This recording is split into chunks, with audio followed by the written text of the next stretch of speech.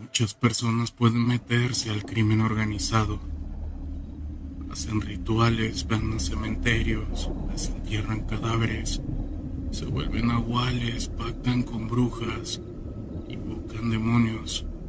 En pocas palabras, todo esto que les cuento son los horrores de un narco, de la aterradora vida de un sicario. Muy buenas noches, comunidad. El día de hoy les traigo esta historia. Espero y la disfruten. Buenas noches. He aquí mi testimonio real de cuando caí en las garras del narco y me volví un sicario. Pero también este es el testimonio de quien fuera un rayado adorador de la Santa Muerte y un potente santero, además de un brujo de magia negra. No me siento orgulloso, pero gracias a Dios salí de eso antes de que fuera demasiado tarde. Y les quiero contar lo más aterrador que se vive en este ambiente. Después de ausentarme para cuidar a mi familia, regresé a trabajar con mi compadre. De inmediato me mandó a los cementerios, esos que tenemos monitoreados a buscar cadáveres. Al final de cuentas, nosotros ya sabíamos dónde estaba enterrado un sicario, una persona que terminaba con la vida de alguien y otras dos personas que hacían actos ilícitos. Eran muy solicitados, ya que esa prenda completa, o como le llamamos al hueso del difunto, era muy sabia además de fuerte, pero también era poderosa. Solo que en ese momento no tenía ni la más mínima idea de que también con eso se podía hacer brujería. Cada que llegaba a buscar huesos, acordaba con las personas que cuidaban el cementerio para que me dieran lo mejor. Y después de pagarles una buena cantidad de dinero, por fin tenía permiso para profanar la tumba y arrancar ciertos huesos de su osamenta, los que mi compadre me ordenaba traer, y ya con esto regresaba a la lujosa casa donde vivía. Como ya les conté, nosotros éramos narcos, sicarios, santeros, pero también galleros, y apostábamos enormes cantidades de dinero, a donde nunca perdíamos. Y aquí les diré cuál era nuestro secreto. A nuestro regreso ya mucha gente lo estaba esperando, pero los atrayamientos de santería, y ahora estos eran más fuertes, pues involucraba rayarte el cuerpo con cuchillos, tomar aguardiente en cráneos, los sacrificios de cabras, chivos, gallinas, monos y hasta de changos, algo nunca imaginado. Y en todo eso se invocaba a los santos y otras deidades. Ahora entendía que efectivamente los muertos eran más poderosos y sabios. Lo malo es que ya me estaba metiendo más a fondo, y resulta que cierto día me mandó mi compadre por una osamenta. De allí tenía que traer los restos de un sanguinario asesino y un afamado cementerio en el estado de Sinaloa, pues este hombre en vida fue jefe de narcos y también jefe de plaza de cierto lugar. Era un campo muy peligroso, pero también respetado, por eso ese hueso o prenda la requería, al igual de ciertas cosas más importantes, en las cuales me gasté todo el dinero que traía, pero la verdad se consiguió todo. Avanzando de regreso para Veracruz, él me decía que ese reglamento sería especial, y ahí me veían regresar con un cordero, unas gallinas negras y hasta un mono, y por si fuera poco, un toro de lidia. Este es un toro muy fino y negro, además de costoso, algo que jamás me había pedido en ese momento. Para ser honesto, estaba asustado, pues en ese momento comprendí que efectivamente él no solo se dedicaba a la brujería, sino que ahora hacía pactos satánicos, y lo referente a los santos porque también cuidaba narcos, poniéndoles protecciones para sus cargamentos. Sé que no debía hacerlo, pero allí fui. Fui testigo de actos atroces y nada gratos. Pero ahora mi Dios Salvador Jesucristo cuenta mi historia que cierto día, casi a medianoche, mi compadre compadre recibió una llamada de un gran capo de mafia y jefe de sicarios, un famoso cartel de Jalisco, y este hombre le decía que si lo podía recibir, ya que otro fuerte narco lo había recomendado con él y no se podía negar, porque venía de tan lejos, solo que este narco nunca le explicó para qué clase de trabajo lo requería. Así que mi compadre solamente le dijo: pregúntale a tu muerto si podemos ayudar en este momento al narco, y si nos permite que lo recibamos ahora, o tal vez otro día. Para eso obedecí y le pregunté a mi prenda la petición, y este me dijo que efectivamente sí podemos ayudarlo, pero que tuviéramos mucho cuidado, porque eso que meteríamos a la casa era uno negro, un infernal, un espíritu puro de brujería y maldad, no como Lucifer en su máximo grado de maldad. Al escuchar esto, mi compadre salió, le dijo que sí lo ayudaría, solo que sería en otro momento. El capo afirmó, pero muy molesto: lo siento mucho, brujo, es ahora o nunca, le dijo. Ya estoy afuera de tu casa y de aquí ya no me muevo. La verdad, no nos quedó de otra, y ante tal amenaza lo pasamos, ya que ellos son gente muy sanguinaria y no se atientan el corazón. Este traficante entró con una joven hermosa. De hecho, venía amarrada de la boca, de los pies, además de las manos. Después nos enteramos que ella era su hija. El narco nos platicó que su hija estaba poseída por una fuerte brujería, pues uno de sus escoltas los aniquiló con sus propias manos. Era tan fuerte que nadie podía controlarla. Posiblemente un rival les había hecho un trabajo oscuro y les había colocado un demonio. Así que nuestra vida estaba en juego, ya que si fallábamos allí mismo nos separarían, más bien dicho, nos quemarían. Era la primera vez que yo presenciaba un exorcismo auténtico y real, asistido por un santero, por mi compadre. Se me ordenó esa noche traer material para el retiro, pero ahora serían materiales impresionantes y fuertes. Lo primero que debía de traer era uno de nuestros mejores gallos negros y el más ganador, pues sería nuestro boleto entre la vida y la muerte. Así que como pude hice mi mejor esfuerzo y mi compadre puso toda la experiencia. Después de 2 largas horas de agonía, el demonio que poseía a la hija del narco salió del cuerpo de ella y ahora rondaba en el aire. Para eso teníamos que atraparlo en algo, y de inmediato se me ordenó meterlo dentro del gallo negro, así como lo escuchan, para poder atrapar a ese demonio de bajo astral, pues me costó mucho trabajo y lo hice. Fue ahí que metí al demonio en el gallo, esto mediante un oscuro hechizo, pero a pesar el gallo estaba desquiciado y arrojaba rabia. De hecho sus ojos eran como fuego. Como pude lo atrapé para después encerrarlo en una especie de sello. Era uno especial para demonios. Aunque no me lo crean, ahora lo podíamos controlar y manipular para que nuestro demonio cautivo sin tierra hiciera y tuviera otros propósitos. De hecho, en un futuro nos serviría. Allí descubrí que hace muchos años, los gallos no tan famosos, pero otros que nunca perdían, traían un demonio ahí adentro encerrado. Les cuento que terminamos antes del amanecer.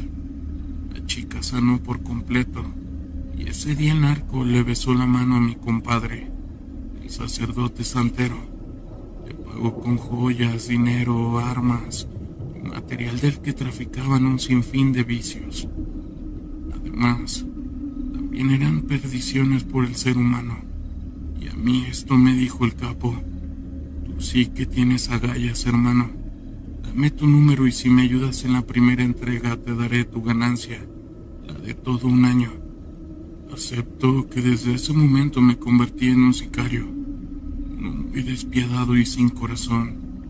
Cierto día mi compadre me dijo que tenía que hacer unos trabajos pero muy fuertes, además de delicados, de los cuales yo necesitaría más preparación para realizarlos, y amablemente me pidió que abandonara la sala, pues sería mi primer ritual satánico hecho por él, y consistiría en acabar con una familia completa. Esto mediante un demonio oscuro, como el que aquella vez yo atrapé, y allí fui testigo de otros sacrificios, los cuales por motivos de seguridad no puedo contar, ya que esto es muy inhumano, y solamente diré que me mostraba videos reales de cómo sacrificaban infantes y mujeres, además de vidas humanas sin importar el dolor ajeno, y allí solamente le podía yo ayudar para retirar esos demonios en lugares como haciendas abandonadas, lugares de descanso, por ejemplo, el volcán Popocatépetl, el pico de Orizaba o las pirámides de Teotihuacán en el Tajín, pero también en ríos y mares. ¿Por qué no? Hasta en el mismo Catemaco. Yo iba a tirar los demonios y las brujerías. Es por eso que ahora comprendo cuando dicen que tal persona encontró un tesoro enterrado en una hacienda, y esto se volvió loco de la impresión, pero ni por su mente pasan que son demonios impregnados en la materia y que están en espera de ser descubiertos para allí robarles el alma, para dejar este mundo de sicario y narco. No me fue nada fácil, pero me acerqué a una iglesia cristiana, y ahora después de años escucho la palabra de Dios, y sé que no tengo perdón ni menos de Cristo, pero de corazón estoy arrepentido. Saludos. Soy de las peligrosas tierras de Michoacán. Actualmente formo parte de una organización criminal. Creo que el nombre es evidente y irrelevante. Yo no ando en las calles juzgándome el pellejo. No extorsiono ni levanto gente. Para entrar a este negocio, tuve que terminar con la vida de una persona, pero es la única vida que tengo en mi conciencia. Mi padre fue militar, y quizás si estuviera vivo sentiría repudio hacia mí, pero la familia tiene que comer. Cuando llegué a mis 40 y quedé desempleado, cuando me vi en una situación en la que nadie me quería contratar por mi edad, no tuve otra opción. Para llevar el pan a la mesa tuve que entrarle a este mundo. Una cosa que la mayoría de la gente no sabe es que no existen dos bandos, sino tres: la maña, el ejército y el gobierno. Ese tercer bando jala tanto con un lado como con el otro, dependiendo del interés del turno. Esto yo lo llegué a ver de primera mano en un rancho donde estuve trabajando.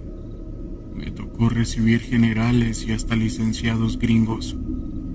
En ese rancho lo único que yo hacía era vigilar. Sí traía mi arma y todo, pero afortunadamente tuve la necesidad de disparar. Obviamente no puedo revelar la ubicación de ese rancho.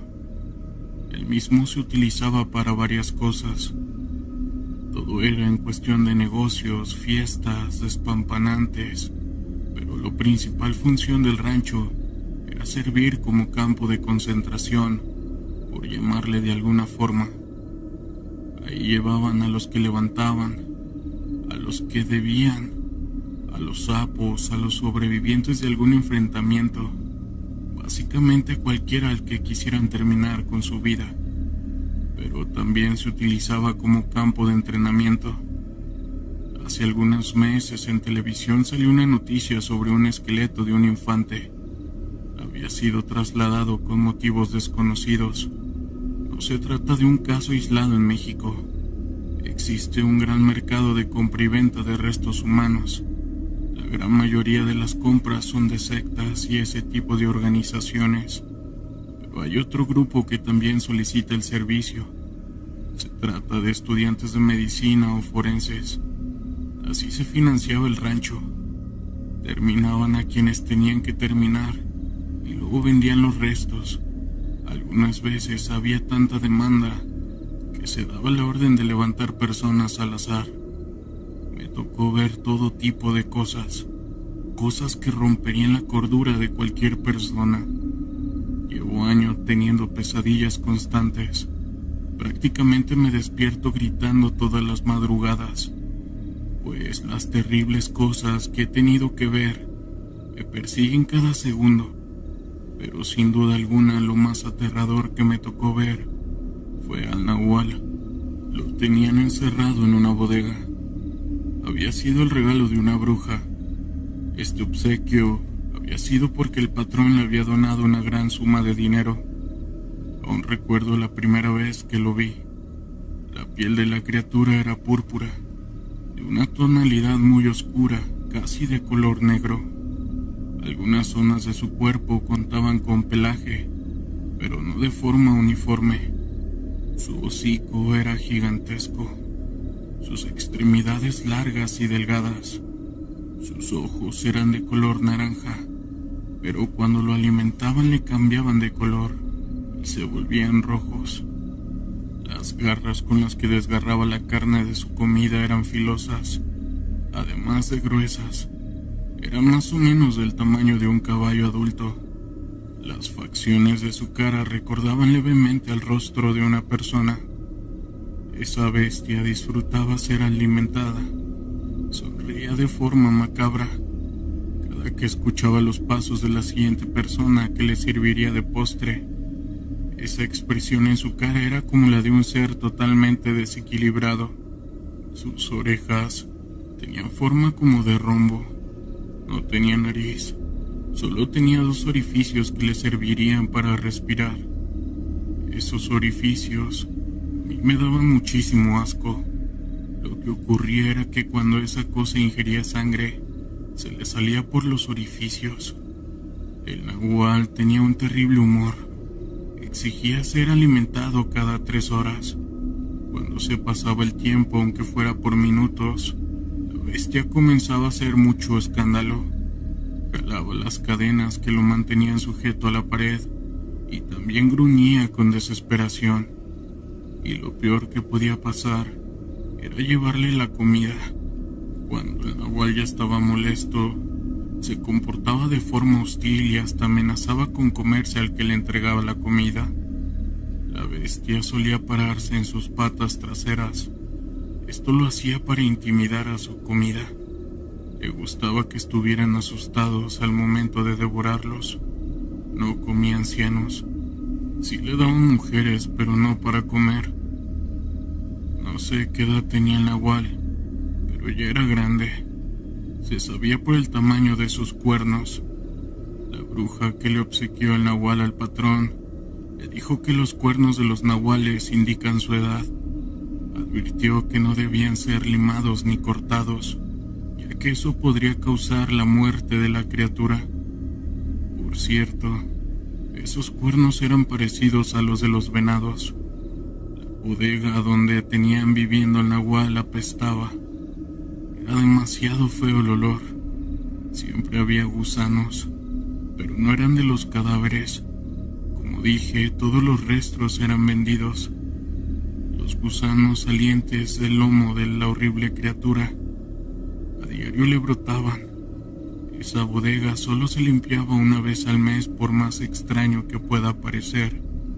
La limpieza se realizaba solo cuando había luna llena.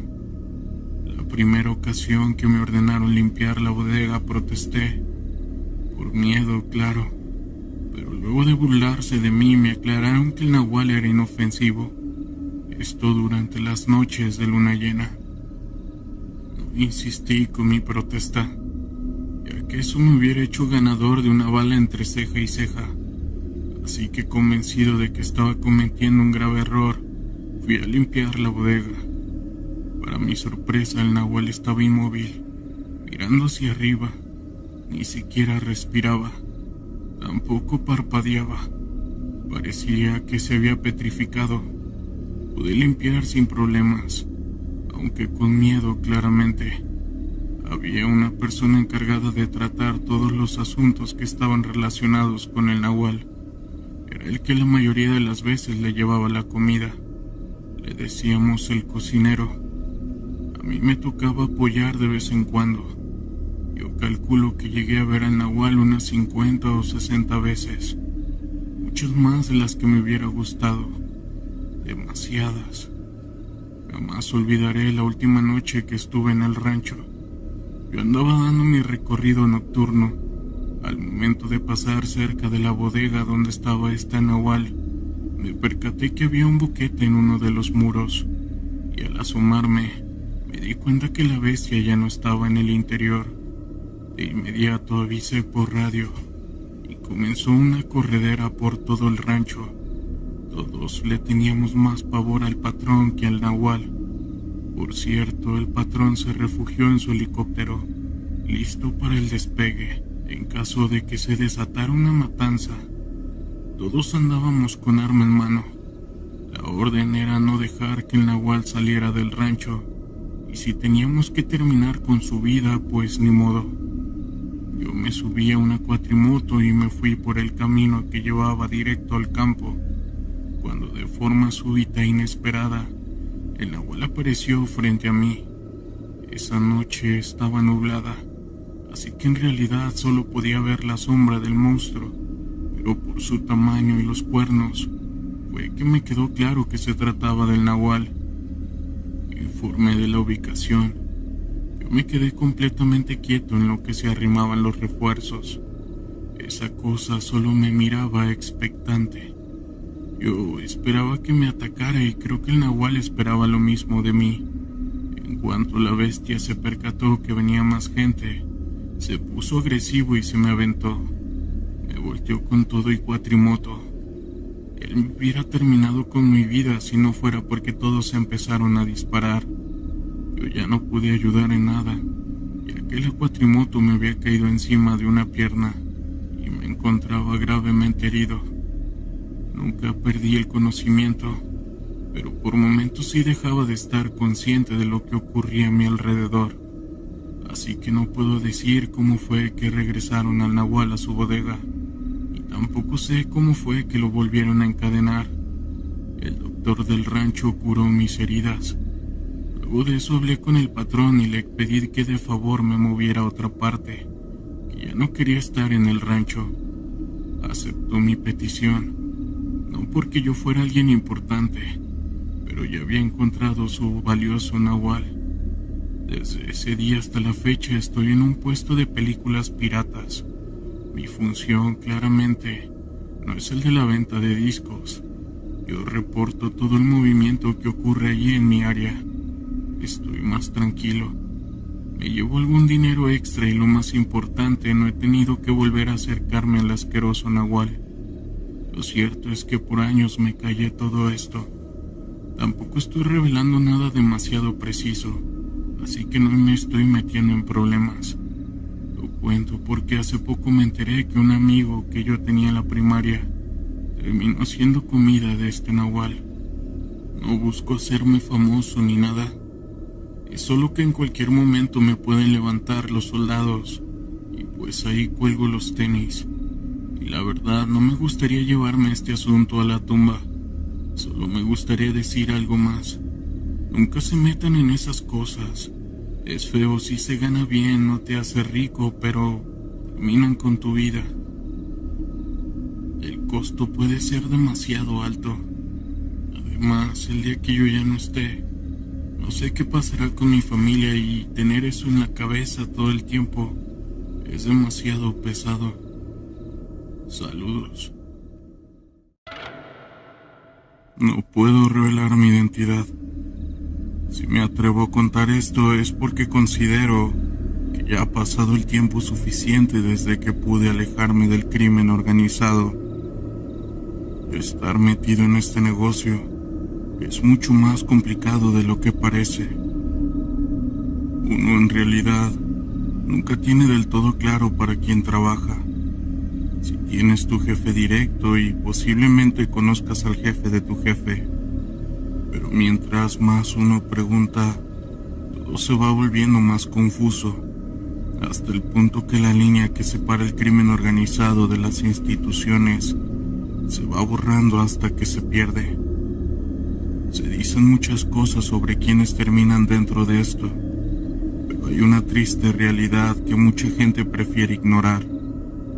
Esa realidad es que muchas personas como yo, al no encontrar la forma de llevar comida al hogar, deciden unirse a esto. Las noticias siempre se enfocan en Tijuana, Sinaloa, las zonas del Golfo, Juárez, pero eso no significa que sean los únicos lugares donde ocurren cosas. Todo lo contrario, cuando un lugar tiene una importancia de peso mayor para el negocio, siempre se trata de mantener fuera del radar, alejados del ojo público. La verdad, atraer la atención siempre pone caliente las cosas, y eso es malo para el negocio. El sitio del que voy a hablar ya no se usa actualmente. Fue tomado por el ejército hace varios años. Por eso lo puedo revelar. Se trata de una cueva en la Sierra de Guanajuato. La cueva no tiene ninguna característica en especial. Es una formación natural rocosa, completamente ordinaria, pero eso era el lugar ideal. Yo conocí la cueva hace como 12 años. Fuimos en caravana. Desde Silao hasta la sierra nos adentramos bastante. Luego continuamos a pie por un buen rato hasta llegar a la cueva. Los que ya tenían más tiempo entraron. Los nuevos, por así decirlo, nos quedamos afuera, cuidando la entrada. Éramos como 6 y nos dijeron que íbamos a estar ahí hasta el día siguiente. Lo que menos nos preocupaba era el sueño. Cuando trabajabas en esto, siempre hay que estar bien despierto, hasta altas horas de la noche. Solo preguntamos por la comida. Nos dijeron que más noche todos íbamos a cenar y ya no hicimos más preguntas. Se escuchaba mucha actividad desde dentro de la cueva, como si estuvieran haciendo una mudanza completa. Era demasiado extraño. Pasaron 3, 4 y 5 horas cuando llegaron otros que supuse que habían llegado en otra caravana. Ellos traían la cena y también traían personas que no estaban por su propia voluntad. Uno de los jefes me dijo que fuera a hablarle a los de adentro. Me adentré en la cueva hasta que llegué a una puerta. Toqué, salió uno y le dije que había llegado la cena. Él contestó que estaba bien, que ya podía retirarme. Fueron un máximo de 13 segundos, el tiempo que tuve para ver lo que había dentro. Y al día de hoy sigo creyendo firmemente que vi un gigantesco animal amarrado con cadenas y grilletes. Este era como un lobo muy grande, pero en lugar de pelo pues ya tenía escamas y también una cola muy larga. Era una especie desconocida muy extraña, como una cruza de reptil con algo muy raro. Yo no dije nada. Lo que más se valora en este negocio es la discreción. Como 5 minutos después salieron todos. Cenamos. La comida siempre es buena, sobre todo por esas tierras de Guanajuato. Al terminar, nuevamente todos entraron, incluyendo las personas que estaban a la fuerza. Afuera nos quedamos unos 12 personas. Durante toda la noche se estuvieron escuchando cosas raras. Había como una fiesta, risas, se escuchaban cosas también como quejidos y algunos gritos. Una cosa que jamás se me olvida es que también pude escuchar una grotesca criatura emitiendo un sonido peculiar. Era como una mezcla de un aullido con un crujido, pero sonaba poco metálico y cultural. Era una cosa en serio rara. Como a las 4 de la mañana salieron todos. Nos fuimos caminando hasta las camionetas, ya para poder irnos. En ningún momento vi que sacaran cuerpos, así que imagino que esa bestia se comió hasta los huesos de esas personas. Pasaron aproximadamente 7 meses y volvimos a ir a esa cueva. Una vez más yo me quedé afuera. Ya no hice pregunta alguna. La vez pasada había entendido bien cómo estaba el asunto. En esa segunda ocasión, aparte de la segunda caravana, llegaron algunos invitados. Eran personas importantes de San Felipe, Ocampo, Dolores y León. Y cuando digo personas importantes, estoy hablando de gente metida en el negocio de la agricultura y la ganadería, políticos, grupos de música, hasta gente de la iglesia. Eso me sorprendió, pero como dije, uno nada más hace lo suyo y hay que reservarse la mayor cantidad de preguntas posibles. Además, a mí ni me importaba qué es lo que hacían adentro, así que para ser honesto me daba igual a quienes estuvieran invitando y el motivo por el cual lo hacían. No era de mi incumbencia, pero eso no quitaba que me diera curiosidad. Total, yo estuve parado afuera vigilando hasta que terminaron su fiesta. Fue lo mismo de la vez pasada. Pasaron nuevamente unos 9 meses más y volvimos a ir, pero algo había pasado. Cuando entraron a hacer los preparativos, hubo gritos. Salieron todos con arma en mano. Nos dijeron que rodeáramos la cueva en busca de cualquier cosa rara que viéramos. No nos dieron detalles, pero yo lo sabía. Ese animal se había escapado, o quizás algo más grande había terminado con su vida. El punto es que nos mandaron a buscar. Para colmo empezó a llover, y todo aquel que conozca aquella zona sabe lo peligroso que puede llegar a ser cuando llueve. Aparte del lodo, se forman riachuelos y pequeñas cascadas de agua. Es muy sencillo resbalarse. Todas esas cascadas y riachuelos van a desembocar al río que divide la sierra, así que a algunos se nos ocurrió bajar hasta el río. Ahí lo encontramos. Esta cosa tomaba agua tranquilamente. Era más grande de lo que yo había percibido la primera vez que lo vi. Se veía fuerte, musculoso, cubierto completamente por escamas, con un tono gris verdoso muy opaco. De largo medida como unos 70, más la cola, que era bastante grande. Su cabeza era redonda, como la de una persona, y yo no le iba a entrar a esa cosa. Le dije a los demás que iban conmigo que se quedaran vigilando la criatura, sin hacer nada de ruido para no llamar su atención, y así regresé hasta la cueva. Pude avisarle a los demás y ordenaron que fuera a ayudar a los de la otra caravana con algunas cosas. Cuando ya había terminado de hacer lo que me habían ordenado, ellos regresaban con esa cosa hasta el interior de la cueva. Perdimos a uno ese día.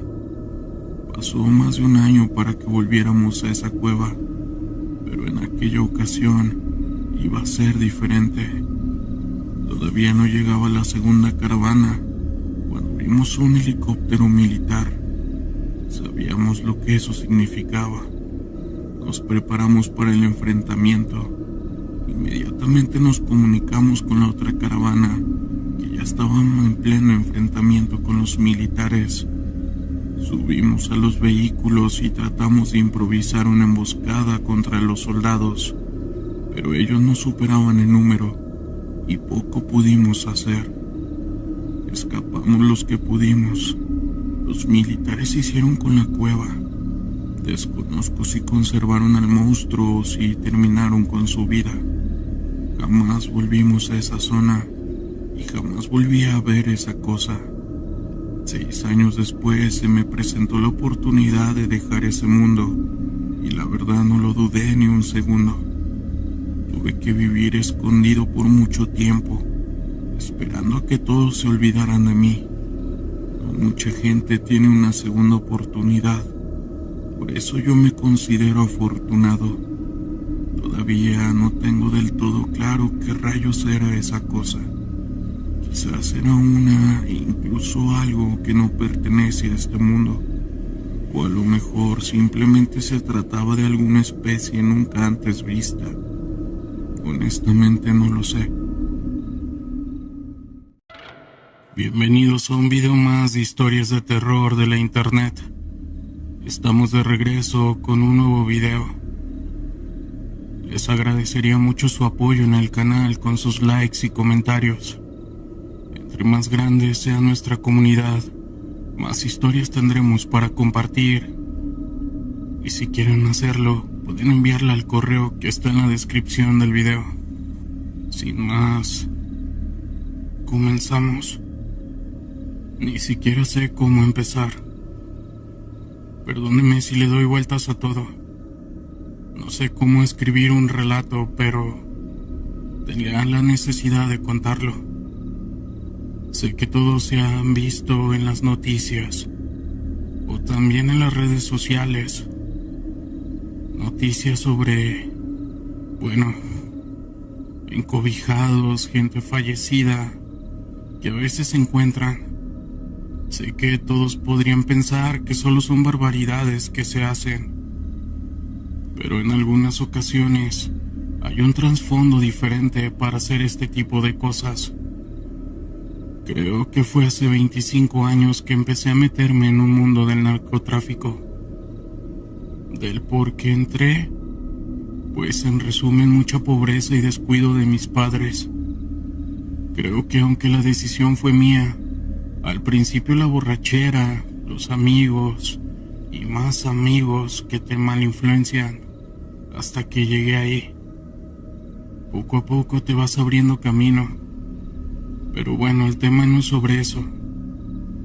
Hace mucho que salí de ahí, pero hace poco volví a tener unas pesadillas horribles que antes tenía con frecuencia. Despierto gritando, bañado de sudor. Y no sé si es por los recuerdos o si todo lo que presencié al fin me esté alcanzando. Puedo jurar que estuve presente e hice todo, pero jamás le quité la vida a alguien. El asunto es que en los últimos tiempos que estuve ahí, empecé a ver cosas que jamás había imaginado. Por cierto, todo esto sucedió en Michoacán. Recuerdo que una noche agarraron a unas personas. Habían, digamos, traicionado a nuestra gente, la familia. Recuerdo que nos fuimos a la sierra a una casa. Ahí les iban a hacer de lo peor. Creo que algunas personas han visto alguno de estos videos donde tienen personas diciendo sus últimas palabras. Esto antes de hacerle lo impensable a estas personas. ¿Alguna vez se han preguntado qué pasa detrás de quien esté grabando todo eso? Sé que esto no es en todos los casos, pero a mí me tocó verlo así. Pasó exactamente lo mismo de esos videos. Los llevaron a la parte de atrás de una casa. Esas personas ya ni se quejaban, ya sabían su destino. Yo creo que ya se desconectaban o algo. Solo reaccionaban cuando empezaban a sentir el dolor. Y bueno, llegamos y ya había otras personas. Gente que nunca había visto. Eran 4 mujeres y 2 hombres. Yo pregunté, pero me dijeron que mejor no hiciera preguntas, que eran cosas aparte de las personas de más arriba. Se llevaron a las personas a la parte de atrás y ya se imaginarán todo lo que pasó. Pero eso ya lo había visto yo. Lo que me tenía más nervioso es lo que estaba pasando detrás de nosotros. Las personas que estaban ahí antes tenían como una olla grande. Estaban cantando cosas raras. No era español. Creo que no era tampoco algo satánico, porque no había pentagramas ni nada de eso. Tampoco mencionaban a Satanás ni ninguno de sus otros nombres. Creo que le hablaban a un muerto. Mientras iban desmembrando a las personas, iban metiendo partes de ellas en la olla gigante. Esas personas empezaron a entrar como en un éxtasis. Se retorcían y gritaban y de repente todos quedaron inmóviles, en silencio, y voltearon mirando fijamente un punto. Yo apunté mi vista tratando de ver lo mismo que veían ellos. Esto allá a lo lejos, había una persona, o parecía una silueta. No sé bien qué era, pero era algo que había ahí en la oscuridad. Esa cosa duró mucho tiempo ahí, y después se desvaneció en la nada. Yo me quedé con un sentimiento raro. Obviamente era de noche, pero se sentía como si estuviéramos envueltos en una oscuridad horrible. Este sentimiento duró como media hora. Después de eso nos fuimos, y esas personas se quedaron ahí. Yo hice lo que me dijeron. No pregunté ni cuestioné nada. Solo trataba de seguir la plática sin que me sintiera asustado. Entre ellos empezaron a platicar, y alguien dijo que pensó que ya no iban a volver a hacer eso, que ya había pasado mucho tiempo desde la última vez. Llegamos a nuestros destinos y acabó el día. Toda la noche pensé en eso. Esa cosa que había visto se había metido en mi cerebro y no dejaba de pensar, o no sé si quizás era real lo que pasó esa noche. Sin embargo, se empezó a hacer más seguido. Recuerdo la última vez que estuve ahí. Pasó lo mismo. Estaban esos brujos, o no sé cómo decirlo. Empezaron a echar las partes de las otras personas en la olla, y esa cosa volvía a aparecer en la oscuridad donde solo se veían unos ojos brillantes. Uno de los brujos, que lo veían fijamente rodeado, le dijo que todo eso era para él. Ahí pasó lo peor. Esa cosa habló diciendo quiero más. Todo se quedó en silencio. Incluso mis compañeros, que eran unos sádicos, se reflejó una cara de horror. Para ellos todo eso era brujería barata. Incluso esa figura que veíamos, pero cuando habló, fue como si algo se hubiera metido en nuestro cerebro. Y es que justo eso pasó. Después de un tiempo, ya no los volvimos a ver. Al parecer me habían creado una secta, o algo así. Trabajaban solos. Hubo rumores que algunos de nuestros compañeros, que igual jamás volvimos a ver, se habían ido con ellos, que ellos eran quienes secuestraban personas para llevárselas y meter parte de ellas en esa horrible olla. Después de eso pasaron cosas muy extrañas. Seguí en ese mundo, pero cada vez que se daba un enfrentamiento, que le tocaba ver a alguien fallecido o que lo desvivían, veía esa cosa, esa silueta en algún rincón donde hubiera oscuridad. Pensé que solo era yo, pero después supe que a algunos compañeros también les pasaba. Era como si esa cosa nos hubiera poseído. En cierto grado después empecé a soñar con esa olla. Un día, o mejor dicho una noche, soñé que acababa de despertar.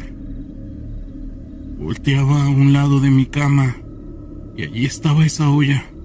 Había alguien asomando media cabeza y mirándome con las manos agarradas de la olla. Fue un sentimiento horrible. Desperté gritando y llorando. Algunos dirán que no aguanté el ritmo de vida, el precio de pertenecer a la familia. Un día desperté harto de esas pesadillas. Sabía que no podía salirme. Sabía que no era fácil así nada más. No podía decirle a nadie tampoco. No tenía familia. No me dolía dejar a nadie atrás. Así que ese día tomé una mochila, dinero, y me fui rumbo a Ciudad Juárez.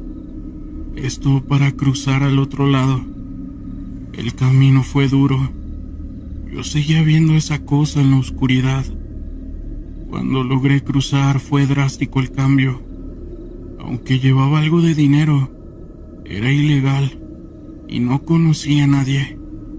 Ya no quería estar en cosas ilegales. Así que como la mayoría empecé lavando platos en un restaurante. Ahí conocí a un amigo cubano. Con los meses hicimos amistad y confianza. Me brindó un lugar en su departamento y ahí una noche tomando le conté toda mi vida. Él jamás me juzgó. Por último le conté lo de la olla, pues yo pensaba que era irrelevante, pero él se interesó demasiado en eso, más que en todo lo que le conté de las cosas del cartel. Me dejó hablar hasta el final y se quedó callado un momento. Después me dijo que no lo había imaginado, hasta dónde había llegado el palo. Yo le pregunté que a qué se refería con lo del palo. Me dijo que el palo mayombe era una religión cubana, si es que se le puede decir religión, que algunos lo llevaban al límite, que tenían una olla que al parecer tiene el espíritu de un demonio o un fallecido, al que les pide cosas que le cumple, pero para que ese ser siga conectado a este mundo, tienen que alimentarlo con partes humanas, que entre más grande sea la olla, más fuerte va a ser y más poder puede dar. Yo pensaba que era simple brujería extraña.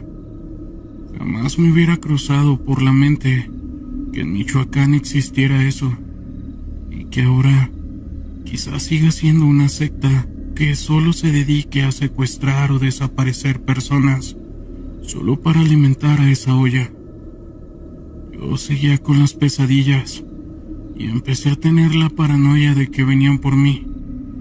Decidí irme más al norte y ahora estoy en una nueva ciudad aquí. Conocí a mi esposa y no se imagina la paz que me dio. Estuve muy tranquilo por años, pero ahora que por alguna razón veo alguna noticia sobre eso de México, vuelvo a tener sueños donde esa cosa está esperando por mí. No sé si algún día lo pueda superar, pero ese fue mi precio por estar en la familia.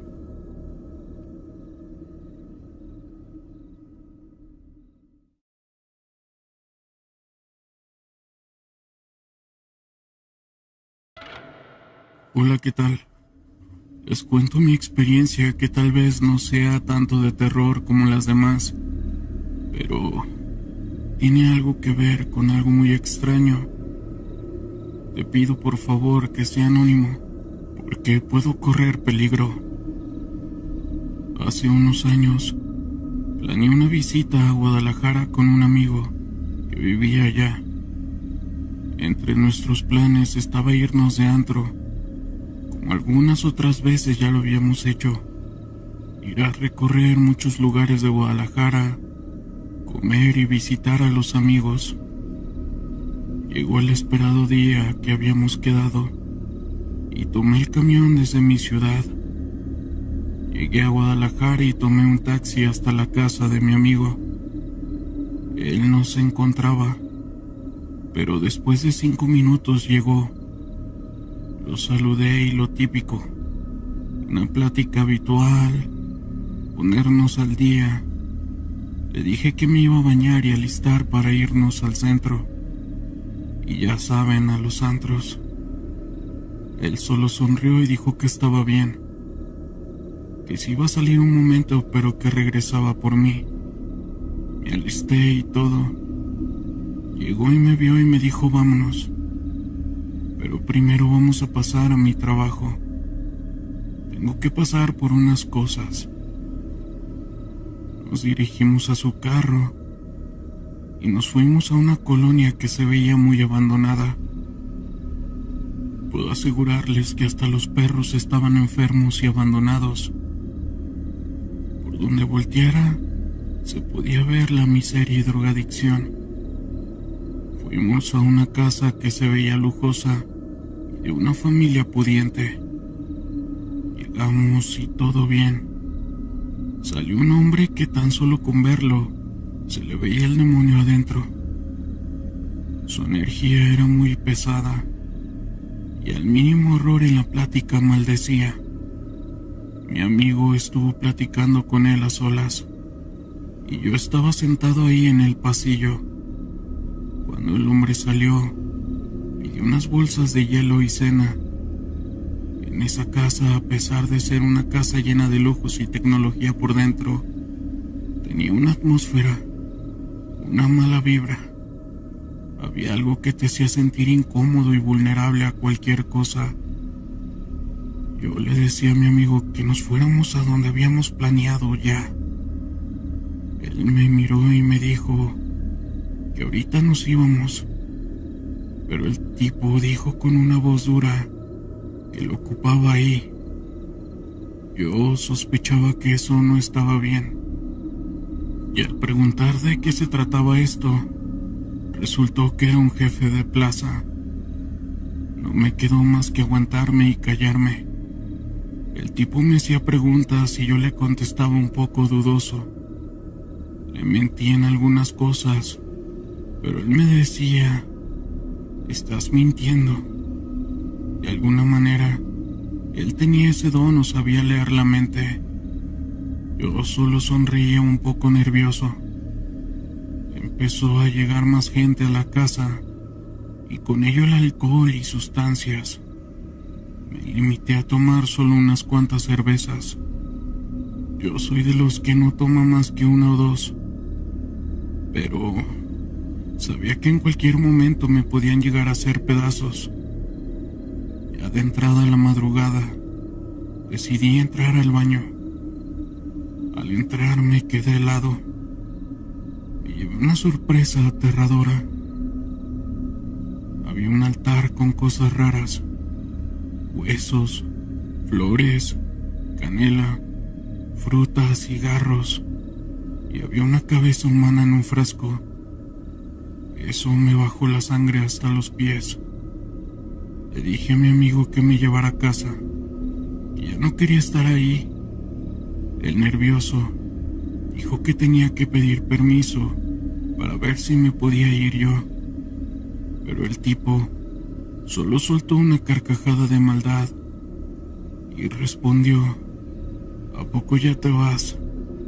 Si apenas va a empezar lo bueno. Le dije que tenía que salir el otro día a mi ciudad y me dijo: bueno, vete. Yo sentí un alivio al escuchar eso, y cuando subimos al carro discutí con mi amigo.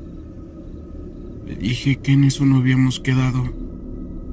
Él me dijo que formaba parte de esa narcosecta y que tenía que ir sí o sí. Total, que me fui a quedar a su casa. Mi amigo, por ende, se tuvo que regresar a ese lugar. Esa noche yo tuve sueños horrendos, y de ese tipo que siente las cosas pero no te puedes mover. Al día siguiente, me levanté muy temprano y tomé un taxi y me fui a mi ciudad. Nunca más volví a regresar con ese amigo. Saludos. Buenas noches. Soy originario de Guanajuato.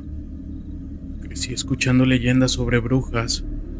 Por desgracia o por fortuna, nunca tuve encuentros con alguno de estos seres. Esto cambió en la Sierra de Guerrero.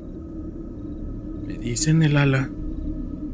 No daré mi nombre por seguridad, ya que soy un elemento activo del ejército mexicano. Desde el 2009 hasta finales del 2018, formé parte de un regimiento cuyas operaciones abarcaban 2 ciudades de Jalisco. Cuando comenzó este sexenio, ese regimiento fue disuelto y todos fuimos reubicados. Yo terminé en Guerrero, trabajando en un pelotón con misiones enfocadas dentro de la sierra. El crimen organizado tiene bastante presencia en todo el estado, pues ahí ellos terminan con sus vidas todos los días. Pero lo que más abunda son las desapariciones forzosas de hombres, pues las organizaciones criminales necesitan muchos elementos nuevos debido a todas las bajas que tienen. Esto por tantos enfrentamientos con nosotros. Así que reclutan a la fuerza a los varones de las comunidades indígenas, sobre todo las que están más cerca de la sierra. La gran mayoría aceptan unirse a sus filas criminales, no por gusto, sino porque se niegan y terminan 3 metros bajo tierra. Existe una triste realidad. Nosotros conocemos perfectamente bien las localizaciones de los líderes criminales. Nuestro capitán está al tanto, también el mayor, y estoy bastante seguro que el teniente también. Por desgracia, nosotros solo recibimos órdenes. No podemos actuar por nuestra cuenta. No culpo al general por no parar la guerra que ocurre aquí todos los días. Él también se limita a seguir órdenes. Las situaciones en las comunidades indígenas es tan crítica que existen guerrillas de niños armados huérfanos, cuyos padres fueron arrebatados por el crimen organizado. La historia que quiero contar comenzó precisamente en una de estas comunidades, que son resguardadas por estos niños. Nos dirigíamos a quemar una zona de siembra bastante profundo en la sierra. Teníamos que pasar por esa comunidad. Cuando llegamos, descubrimos que acababa de ocurrir un enfrentamiento. Esto entre la guerrilla de niños y algunas células del crimen organizado. Había varios fallecidos. El líder de la guerrilla nos dijo que no habían podido abatir a ningún enemigo. Nos dijo que las balas los atravesaban sin hacerles ningún daño, que eso se debería ser obra de una bruja. Esto nos sorprendió bastante. Lo que nos dijo el líder de los niños al menos a mí me dejó pensando. Avisamos al cuartel sobre lo ocurrido y nosotros proseguimos a la sierra para llegar a la zona de siembra. Éramos al menos 30 elementos divididos en 3 vehículos, los que llegamos al sembradío. A mediodía quemamos lo que teníamos que quemar. Cuando íbamos de regreso, una camioneta nos cerró el paso y comenzó a disparar. Nosotros respondimos el fuego. No les hacíamos daño. Era imposible que todos estuviéramos fallando. Entonces, el teniente dio la orden de pasarles por encima. Los 3 vehículos aceleraron atropellando a algunos criminales y embistiendo la camioneta tirándola por un barranco. Revisamos los cuerpos y ninguno tenía impactos de bala. Eso era imposible. Alguien comentó aquello que había dicho el líder de los niños, sobre que las balas los atravesaban sin hacerles daño. Regresamos a la base con algunos compañeros heridos, pero nada grave. Dimos nuestro informe esperando que nos llamaran fuertemente la atención, pero no fue así. El coronel nos dijo que ya había recibido un par de reportes sobre situaciones peculiares con el crimen organizado. Los 2 soportes previos más, el de los niños y el de nosotros, formaban un cuadrante en la sierra al que teníamos que adentrarnos para descubrir qué era lo que estaba pasando. A la mañana siguiente, hicimos la primera incursión en el cuadrante. Encontramos una casa de seguridad. Con el primer disparo vimos que sí podíamos seguirlos, así que eliminamos a todos menos a uno, para poder interrogarlo mientras algunos compañeros interrogaban amablemente al prisionero. Otros 3 y yo fuimos a explorar el perímetro. Encontramos un altar bastante macabro. Había muchas figuras y máscaras de demonios en el centro del altar. Había un pilar donde se descansaba una pirámide, que en lugar de tener punta tenía una cabeza de una cabra negra. Había 2 cajas llenas de estrellas de 6 puntas, hechas con huesos. Lo que más me perturbó fue que detrás de la pirámide había un pedestal con restos humanos. Volvimos a donde estaba el prisionero, que ya estaba más cooperativo. Le preguntamos sobre el altar y lo que nos dijo fue que cada tercer día se reunían ahí o en alguno de otros altares para hacer sacrificios humanos. Dijo que le pedían a la Santa Muerte que les fuera bien en el negocio y también les pedían ser inmunes a las balas. No podíamos creer lo que estábamos escuchando, pero luego de la tortura que se le dio al prisionero, dudo que le quedaran ganas de mentir. Le preguntamos el porqué de cada tercer día. Él no quería responder, pero un par de tiros en la pierna le aflojaron la lengua. Dijo que se hace así porque la bruja les dijo que la inmunidad a las balas solo dura 2 atardeceres y luego tienen que esperar al atardecer del día siguiente. Esto para poder volver a pedir favores a la Santa Muerte. Y eso significaba que durante 24 horas podían ser heridos por las balas. En ese momento informamos lo que habíamos descubierto y lo que el prisionero había dicho al mayor. También dijo que al prisionero le sacáramos la ubicación de los otros altares y que después quemáramos el altar. El prisionero dijo que no era necesario que viviera. Le sacamos la ubicación de otros 5 altares en sus respectivas casas de seguridad. Todas las locaciones estaban dentro del cuadrante que ya habíamos establecido. Al día siguiente por la mañana, atacamos la segunda casa de seguridad, pero no tardamos en darnos cuenta que nuestras balas no surtían efecto, así que nos retiramos. Si lo que el prisionero nos había dicho era cierto, tendríamos que esperar a que pasara el atardecer del día siguiente para poder atacar. Entonces así lo hicimos. Fuimos en la noche, pudimos acabar con todos y quemar el altar.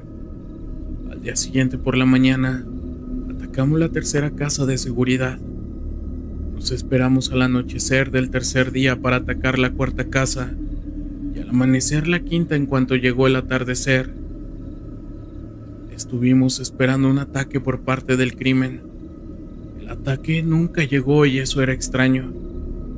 Nosotros al tercer día iríamos y destruiríamos su último altar. Lo más normal sería que nos atacaran en cuanto tuvieran la inmunidad a las balas, pero nadie atacó. En la noche, llegó al cuartel un niño pidiendo hablar con el coronel. No sé exactamente qué fue lo que el coronel habló con aquel niño, pero no tengo duda que estaba relacionado con los altares y con la bruja, porque cuando el coronel nos mandó hablar, dijo que había recibido órdenes de muy arriba de un teniente del cuerpo para que dejáramos el asunto de los altares y siguiéramos con la quema de plantíos. Como dije antes, nosotros nos limitamos a seguir órdenes. Durante 4 meses quemamos casi 30 zonas de siembra. Un día llegó la Guardia Nacional al cuartel. Nos llamaron de uno por uno a declarar a todos los involucrados en la quema de los altares. Esto tardó al menos 4 días. Resulta que un par de semanas atrás habían tenido un enfrentamiento con un cartel en Oaxaca, cuyos integrantes eran inmunes a las balas. Su investigación nos llevó hasta nosotros. La Guardia Nacional fue en busca de los altares que habíamos quemado y los encontraron como nuevos. Los habían vuelto a levantar. Las casas de seguridad estaban abandonadas, pero todo indicaba que seguían haciendo sus rituales cada tercer día, porque encontraron restos humanos frescos. Nosotros ya no nos involucramos, pero nuestro capitán nos mantenía al tanto de los movimientos de la Guardia Nacional. Ellos llegaron a la conclusión que quemar los altares era una pérdida de tiempo, que la única forma de ponerle fin a esa práctica satánica era ir a cazar a la bruja. Debo admitir que la seriedad con la que estaban tratando el asunto me sorprendió. Era como si la Guardia Nacional ya hubiera tratado antes con brujas. Se adentraron en la sierra y estuvieron ahí durante casi 24 horas. Cuando regresaron al cuartel, traían con ellos el cadáver de la bruja. Era una vieja. Su cuerpo estaba aún en estado raquítico extremo. Tenía muy poco cabello. Le faltaban los ojos y un par de costillas. La Guardia Nacional nos agradeció por la información. El capitán solicitó acceso al informe que ellos entregarían al teniente de operaciones, que es el jefe directo del teniente, que dio la orden que nosotros dejáramos la quema de altares. El informe decía que habían tenido que abatir a más de 90 personas armadas para poder acercarse a la cabaña de la bruja. Según el informe, afuera de la cabaña había una escultura de la Santa Muerte de 6 metros de alto. El informe dice que dentro de la cabaña había un altar que llenaba todo un cuarto.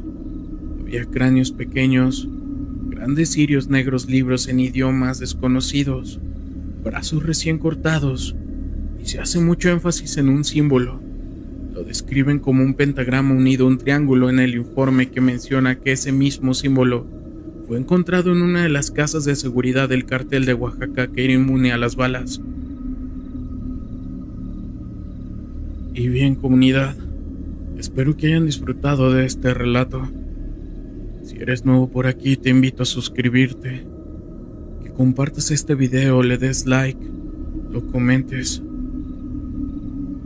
Muchas gracias por haber llegado hasta aquí. Y nos vemos en una siguiente edición más. Hasta pronto.